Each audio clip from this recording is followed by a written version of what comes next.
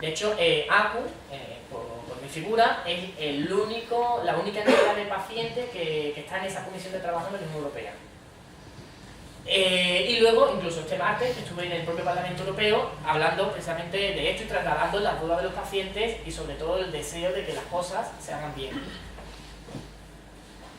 Y lo justificamos de la siguiente manera. Este es el estudio que se hizo del US Life, que lo lleva a cabo GTECO con 450 encuestas a pacientes. Señalaba cuál es la diferencia entre un paciente que tiene los síntomas controlados y un paciente que está sin los síntomas controlados. La manera en la que se dispara el consumo de recursos es abismal entre un caso y el otro. Y eso es a lo que nos estamos jugando cuando cambiamos simplemente por razones económicas cortoplacistas a largo plazo. El medicamento sin pensar a largo plazo. Porque si me ahorro 30 euros, incluso en igualdad de precio, le doy preferencia a otra empresa de biosimilares porque crea puestos de trabajo, luego nos podemos olvidar de esta parte. Aparte de que podemos obviar que nos estamos cargando la calidad de vida de los pacientes, el gasto a largo plazo podría ser mayor. ¿Y cómo defendernos? Pues ACU España tiene un acuerdo con la clínica legal de la Universidad de Alcalá, en la que le están resolviendo, orientando y preparando todos los informes jurídicos a todos los pacientes que sientan que sus derechos han sido lesionados. Y hay motivos, porque el ordenamiento jurídico sí que protege a los pacientes, la ley es clara, es como el no robarás, otra cosa es que después alguien pues mire para otro lado o simplemente se la salte porque le venga mejor. Pero la propia Constitución española, el artículo 15 de la derecho a la vida, junto al artículo 43 del derecho a la salud, son motivos suficientes como para ir administrativamente o judicialmente por la vía para recuperar nuestros derechos. Además lo podemos hacer de dos maneras diferentes. Lo podemos hacer por la vía de la denuncia, lo que nos dice la clínica legal. La denuncia es simplemente poner en conocimiento de los hechos en un juzgado. No somos parte de la acusación, a diferencia de la querella, y simplemente ponemos en conocimiento de la Fiscalía y del Ministerio lo que está sucediendo para que ellos investiguen. Ahora bien, si vemos que además se han hecho las cosas mal, se han hecho de manera en la que no se han respetado ni los derechos del paciente ni los derechos del médico, podríamos ser también como parte de los acusadores con una querella y simplemente, bueno, en este caso pues, habría que defendernos en juicio como un abogado y procurador, que lleva un coste, pero sí nos permitiría intentar recuperar ese daño que nos han provocado. Simplemente para concluir, decir que con el tratamiento adecuado los niños, adolescentes y adultos con una enfermedad de Crohn, una colitis ulcerosa, están logrando hacer grandes cosas. Estamos totalmente agradecidos con los avances científicos y médicos y somos conscientes de que estos han incrementado la calidad de vida. No es lo mismo los años 80 que los 90 y sobre todo ahora con los médicos el incremento en calidad de vida que hemos tenido. Por tanto, simplemente queremos que nada impida que esta calidad de vida que hemos logrado entre todos, alguien venga y nos la fastidie.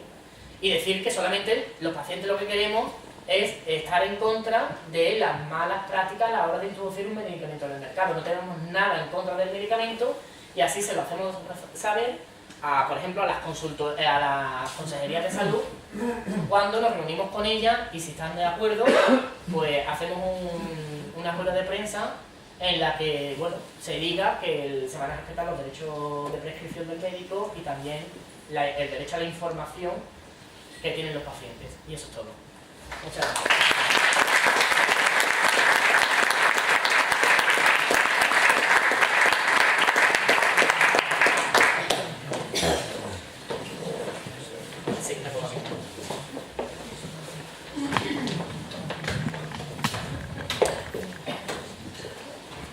Bueno, yo no sé si tenéis preguntas o no.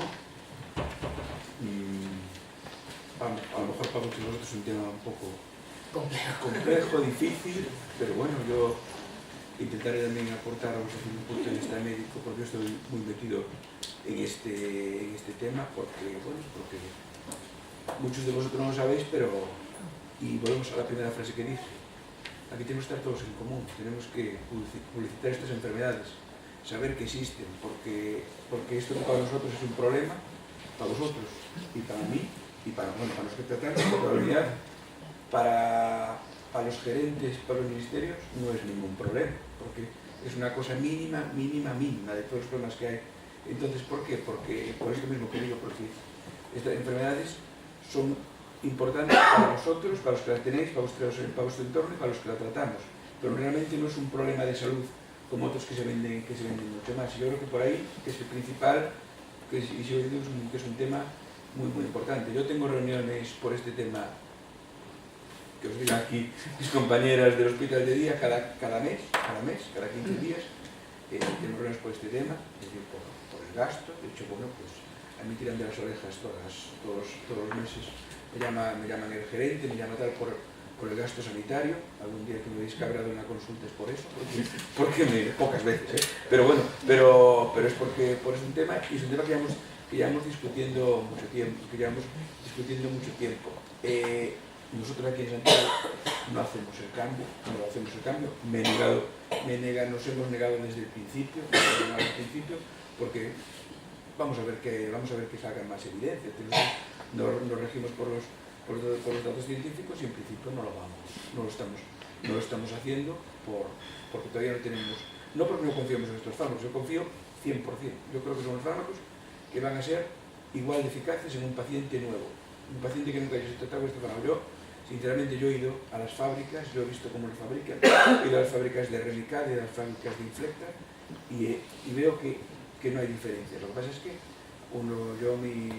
mi idea es que un paciente que está bien tiene que seguir bien y no vamos a hacer cambios. Es un poco lo que os digo siempre en la consulta. Y ya un poco, tras de mi punto de vista, quiero que me comentéis lo que queráis. Cuando el médico te dice que te va a poner un tratamiento biológico, debería de especificar qué tratamiento biológico te va a poner. Sí. Dicho esto, si después vas al hospital de día y encima de no ponerte el biológico te pone el biosimilar, la negligencia es doble. Claro. Primero, no te está indicando el médico realmente lo que tiene que ponerte cuando está en su obligación. Segundo, hay pacientes que están poniéndose el tratamiento biológico biosimilares sin tener ni idea de lo que es un biosimilar, porque no se les ha informado de lo que es un biosimilar. Seguramente hay gente que está enterándose hoy aquí de lo que es un biosimilar, a pesar de que nosotros, desde las ACUS, estamos intentando y procurando informar a todos los pacientes, a todos los enfermos, y encima, pues eso, no solamente no han especificado qué tratamiento biológico, sino que además le ponen el biosimilar sin decir nada. Y una cosa, yo creo recordar, esto lo hemos hablado además contigo, que tienen que darte la tarjetita amarilla, no sé cómo se llama, que es para que tú puedas si pasa algo, pues cubrirla, ¿no? Exacto. Bueno, empezando un poco por lo que has comentado, Fernando. El primero, lo que habría que ver es el derecho a la información que tiene el paciente, la regula el artículo 10 de la Ley de Autonomía del Paciente, en referencia al artículo 3, en el que los pacientes tienen derecho a saber lo que se le administra, para poder dar su consentimiento basado también en la propia explicación que se le da desde la consulta médica, ya que los pacientes no tenemos que tener el conocimiento necesario para tomar una decisión basada en nuestras creencias, sino en la propia información que nos dan de la especializada. Por un lado, se estaría lesionando el artículo 10 de la Ley de Autonomía del Paciente, pero además, es lo que decíamos, eso no quita a que se estén cometiendo otro tipo de irregularidades. En el caso, por ejemplo, de saltarse la Ley de Ordenamiento de Profesiones Sanitarias, su artículo 70 y algo, no me lo voy a jugar, en el que dice que evidentemente la libertad de prescripción es del médico. Si además farmacia se estuviera saltando, como ha pasado por ejemplo en Extremadura, la decisión del médico, estaría cometiendo otro delito más, lo que agravaría más la situación. Pero en este caso sí que es verdad que se necesitan pruebas. La mejor prueba es la ficha, esta famosa ficha de alerta, que es la que hay que pedir, y si estáis con tratamiento biológico, pues sería recomendable que la pidierais en farmacia hospitalaria, que es esta cosita. Simplemente dices qué producto estás tomando, tu nombre, tu médico y el número, cuando lo empezaste el tratamiento, el número de tomas que llevas. Y esto también va a ser una garantía a futuro, porque en el caso de que luego te enteres de que farmacia por su cuenta, sin informar a los médicos, tuvo que cambiar el medicamento, esta es la prueba que te va a permitir demostrar que contigo pues no se hicieron las cosas bien. Si alguien la quiere ver, desde luego que me la pida. Pero eso es porque no la dan ya directamente cuando se empieza el tratamiento. Por comodidad. En este caso, lo que es la propia información de lo que es el producto debería ser cuando se inicia el tratamiento, bien porque acabas de llegar al hospital o porque eres nuevo. Y se debe hacer tanto con el original como con el biosimilar. De hecho, el consentimiento informado se tiene que dar de manera específica para el original y si hay un cambio también para el biosimilar. Eso no es cierto. Eso no es cierto. Consentimiento informado para un fármaco aprobado en la ley autonómica nuestra no se debe dar. Es decir, yo hago un consentimiento informado cuando es un fármaco no aprobado, pero no para... Es decir, bueno, sí. que es muy... No es cierto, esto es absolutamente comprobable. Sí, bueno, Es decir, de hecho, afortunadamente no hay que dar. Afortunadamente no tenemos que explicar lo que es explicarlo, queda registrado, pero no tenemos que firmar.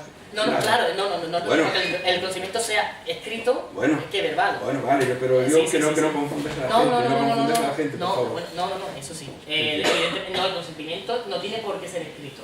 De hecho, recomendable es que sea escrito por... No es recomendable, es que no tenemos ningún consentimiento escrito para un fármaco aprobado. Bueno, es que a ver, por el tema del derecho, sí que es verdad, es que en el Congreso de Derecho Sanitario que se celebró en Madrid apenas hace un mes... Pero según eso, si prescribo una mesolación, también tiene que dar consentimiento informado, porque no hay ninguna diferencia entre uno y otro. Claro, sí. Es decir, tendríamos que firmar por cada supositorio. Entonces, informar. Ya, pero por Sí, eso, sí, informar sí, pero ¿ves? no confundas con términos que no son ciertos. No, es que el consentimiento informado es simplemente el que se te informe de ese tratamiento que vas a recibir y simplemente aceptes. Porque tú, como paciente, tienes el derecho a rechazar ese tratamiento. Otra cosa es que te quedes sin tratamiento luego. Claro, pero una cosa es que se explique, que se hable. Estamos hablando de firmar cosas que no... No, yo no hablaba de firma. Si se ha... El término a lo mejor no es el adecuado. Sí. Es decir, yo creo que la consulta, si se informa al Eso es, paciente, sí. pues vamos a tratar con este tratamiento, Eso es. efectos secundarios, pero una cosa es eso, consentimiento informado requiere no solamente oral, sino por escrito una firma. Y eso, estoy de acuerdo con... Sí, Pues no es necesario si por supuesto si un fármaco está aprobado. Otra cosa es si vas a entrar dentro de un estudio, ¿no? Y el paciente tiene que saber que es un estudio y que se va a aprobar algo nuevo o que es algo que no ha sido, digamos, aprobado. Pero tanto un biológico como un biosimilar, como una mesalazina, como una catiopina, si ya está aprobada, claro, porque esto sería de cara, sobre todo yo lo digo, de cara a nosotros, ¿no? Y de cara al paciente, porque tiene que firmar cada vez que le vamos a dar algo todo. No, yo no hablaba de firma. Sería imposible. Sí, yo no hablaba de firma, sí. Creo que hablarlo y saber que cada uno sepa lo que está tomando Eso. y estos secundarios es fundamental. Claro, O es sea, que si no, ya llega y hay... Pero consentimiento informado es otra cosa. No es eso. Una cosa es informar. De hecho, el problema es que incluso el doctor en Derecho Sánchez Fierro es el mismo que hace apenas 3 semanas en el Congreso Sanitario a nivel nacional de Derecho Sanitario es el que afirmaba que el consentimiento debe ser informado y específico para los tratamientos biosimilares. Sí le puedo trasladar esa duda a Sánchez Fierro y que él nos responda por escrito y yo lo puedo remitir simplemente. Porque sí que es verdad que en los círculos legales es la terminología que se usa. Yo aquí, igual que a veces cuando me toca hablar, me tengo que limitar a la información que nos trasladan los terceros. Pero sí que es cierto que incluso Sánchez Fierro, que es una de las máximas autoridades que hay en Derecho Sanitario, es la terminología específica que utiliza. ¿Por qué? No lo sé. No sé si a lo mejor es porque hay diferencias entre comunidades autónomas, si es que la ley... No lo sé, pero le puedo trasladar esa duda. Las diferencias de comunidades autónomas son eso en todo, sabemos, porque en otras comunidades, en Sevilla, sí que pues se han cambiado los tratamientos, en Extremadura se han cambiado, en Canarias se han cambiado y en otros pues nos hemos negado, ¿no? Pero entonces eso también depende de la relación que tienes con las farmacias, con muchos otros temas, ¿no?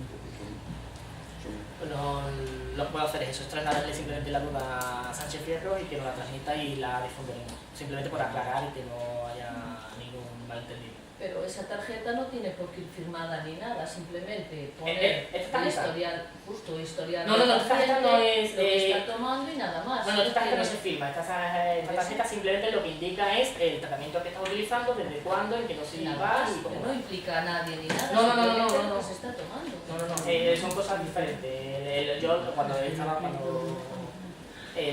hemos cortado, lo que estaba diciendo es que igual que cuando inicias un tratamiento tienes que recibir la información de qué tratamiento vas a utilizar a partir de ahora, pues igual que con el original se te dio, cuando hay un cambio de tratamiento, en este caso a biosimilar, por mucho que sean casi idénticos, también se te tiene que informar de ese cambio. Eso es lo que estamos intentando decir. Ahora mismo, legalmente, en Galicia, sí, no tanto en las comunidades, ahora en las competencias indias no se llega a buscar. Pero bueno, ¿sabes? En Galicia, legalmente, ya no digo en la práctica, lo que está Gustavo Barreiro de que se niegan a utilizar los medicamentos nuevos de momento, porque sabe que está funcionando y eso. Pero legalmente, ahora mismo, ¿quién tiene la última decisión de usar un medicamento? Es decir, el área sanitaria puede decir, pues hasta ahora no se compra este medicamento, no se suministra este, o siempre legalmente se garantiza una coordinación con los servicios, con el paciente, con el médico.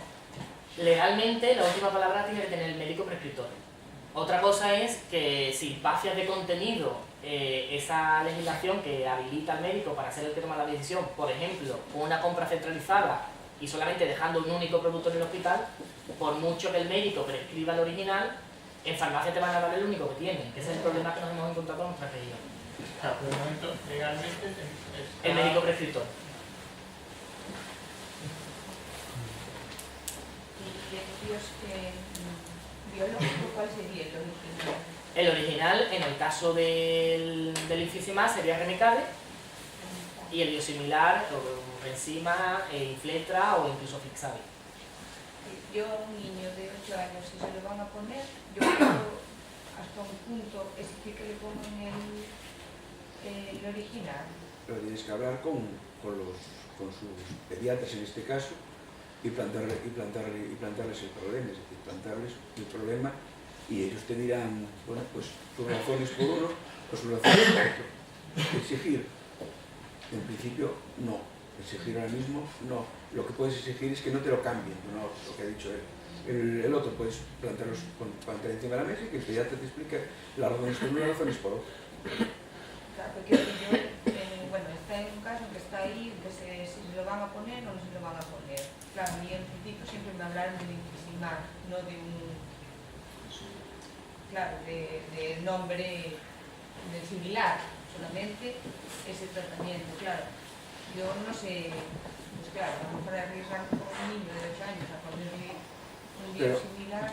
A ver, arriesgar, es decir, en un paciente nuevo, cada vez tenemos muchas más evidencias, muchas más, y no están de niños porque niños se quedan muy poquito, estamos hablando de niño adulto, de que en cuanto a efectos adversos no hay diferencias, en cuanto a eficacia no hay diferencias, el problema es que no sabe lo que va a pasar si pasas de uno al otro, como bien he explicado a él. En niños, pues yo creo que en niños ahora mismo hay muy poquita experiencia. Nosotros en Santiago, en niños estamos poniendo el original porque hasta que no haya más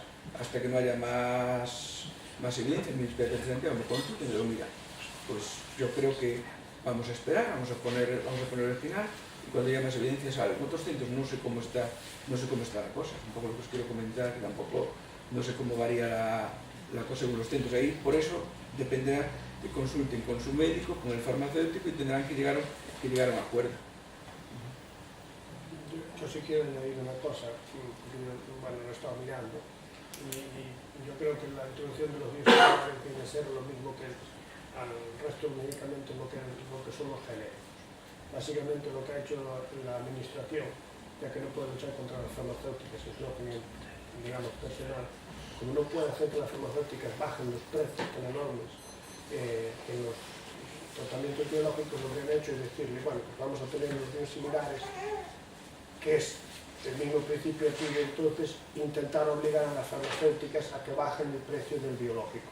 Evidentemente eso se va a producir primero porque en el Fisimar, por ejemplo, ya no hay patente, en el Lumira creo que le quedan meses, 2 años, y así va a pasar con los siguientes. Entonces, en el momento en que los biológicos o los biosimilares estén al mismo precio, el debate digamos, económico no se va a producir, porque evidentemente si vas bien con el biológico vas a seguir con el biológico, y si vas bien con el biosimilar desde el principio vas a seguir con el biosimilar. Es, digamos, más o menos por el hecho. Es decir, en Estados Unidos, aparte que ha pasado ahora con las elecciones, pues creo que había un partidario que era hacer que la farmacéutica bajara los precios de medicamentos, porque si aquí nos quejamos que los biológicos son caros, en Estados Unidos creo que es el país en el que más gastan en biológicos del mundo. Y de hecho pero bueno, pero Estados Unidos el problema es que no toda la población puede acceder a ellos. Claro, el problema que hay. por eso, pero en Estados Unidos uno de los candidatos era precisamente bajar el precio de los biológicos por ley. No introducir los biosimilares, simplemente bajar el precio. En Estados Unidos, en la gran mayoría de los seguros, porque es una medicación basada por seguros, un seguro normal no cubre el biológico, un seguro bueno cubre un año de biológico. Entonces, eso cambia mucho, es una sanidad que no se puede comparar, entonces los precios sí que tienen una economía de libre mercado con los precios que es absolutamente distinta a la que pueda haber aquí, porque estamos hablando de una sanidad no pública, estamos hablando de una sanidad basada en otro sistema. Entonces, supongo que ahí cada seguro a lo mejor podrá negociar hasta lo que quiere pagar, lo que no quiere pagar. Es otro tema, yo creo que absolutamente distinto. Y lo de la solidaridad que comentaste, pues por ejemplo, en otros, ¿qué pasa? Que hay países donde, bueno, pues hay un mapa muy bonito que dice el acceso de la población a los biológicos, ¿no? En España tenemos, pues en teoría, todo paciente con colitis que necesita un biológico puede ponerse. Yo todavía no he encontrado ningún paciente al que no se lo haya podido poner, pero en países no tan lejanos como Portugal el acceso ya estamos hablando del 70%, y en países mucho más desarrollados que España estamos hablando de un 70%, también 80%, y en el este de Europa estamos hablando de un 15%. Por lo tanto, ahí sí que es lógico que se han introducido los biosimilares como se han introducido, porque ahí sí que ha habido el tema de la solidaridad. Y Estados Unidos funciona absolutamente aparte, porque ya digo, porque a lo mejor sí que se puede acceder a medicamentos por un coste una gente y por otro coste otro, yo creo. Luego, con el tema de las patentes también hay un punto. En el caso del Infliximab es un poco más sencillo. En el caso de Lumira, que es el otro que en Estados Unidos se le acaba la patente ahora en diciembre y en Europa en 2018, no solamente es una patente, son casi 21, o si no son 21 exactas. Unas se vencen ahora y otras se vencen en el 2020 y poco. Entonces el producto se va a replicar en el principio activo, pero luego están las siguientes patentes, los que son los del inyectable, las propias evoluciones que ha seguido el medicamento, el que usa Humira sabe que cuando se lo pincha queda como un quemazón. El siguiente salto que va a dar mejorando el producto es que ese quemazón ya no se produzca. Queda la duda de si el biosimilar va a llevar el que duele o va a tener el otro. Si es no, cuando por ejemplo hablamos de un niño, tiene derecho a igualdad de precio a que se le dé el que compre de manera automática la gerencia, o hablando de calidad de vida habría que evitar ese dolor porque es innecesario, porque hay un producto que en igualdad de precio no lo tiene. Entonces se va a complicar todavía más. No sabemos cómo se va a responder ni cómo se va a resolver.